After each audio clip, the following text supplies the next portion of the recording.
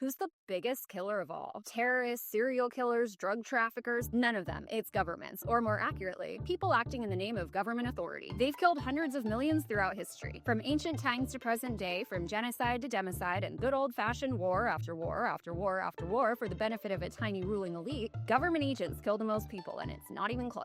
In the 20th century alone, governments killed millions upon millions of people. There was Mao's catastrophic Great Leap Forward, Stalin's famines and purges, the US military's atomic bombing, the Ottomans' genocide of Armenians, the staggering volume of slaughter in both world wars, the Khmer Rouge's killing fields, and that's just a few examples from one century. Whether murder by violence or the results of horrific policies, no one compares to the state. The list of twisted atrocities goes on, spanning all types of governments across centuries and millennia and dwarfing the number of people killed by other bad actors. But most people don't automatically count these vicious killings as what they are. We've all been conditioned to harbor a knee-jerk moral exemption for violence if someone wearing a badge and a uniform is inflicting it. If an individual kills someone, it's usually considered murder. If a cop or soldier kills someone, it's usually considered the line of duty or just doing their job, if not honorable and deserving of great ceremony and celebration. It's commonly assumed that they must have had a good reason. Some particularly egregious incidents may be recognized as wrong, but government's right to commit violence is never called into question. And yet in modern times, many government agents allegedly derive authority from the people. And if the people don't have a right to go around killing others, neither do people in government. Some would argue such state violence is necessary because people are bad and stupid and must be controlled and contained. But governments are necessarily made up of people, so giving some people a moral exemption for committing violent acts that are otherwise considered forbidden has unsurprisingly led to widespread carnage, corruption, and oppression. Maybe most people aren't so bad and stupid that they need violent government authority to keep them in line. Maybe it's the other way around. Maybe humanity's moral compass is turned on its head and people are so dumbed down because for generations they've lived under a tiny minority of authoritarians who use and glorify violence and have been perpetually conditioned to obey the state, confusing its chaotic stealing, beating, shooting, and bombing with civilization, law, and order. And the biggest factor that allows this paradigm to continue is humanity's collective conditioned belief that some murderers and killers are more righteous than others.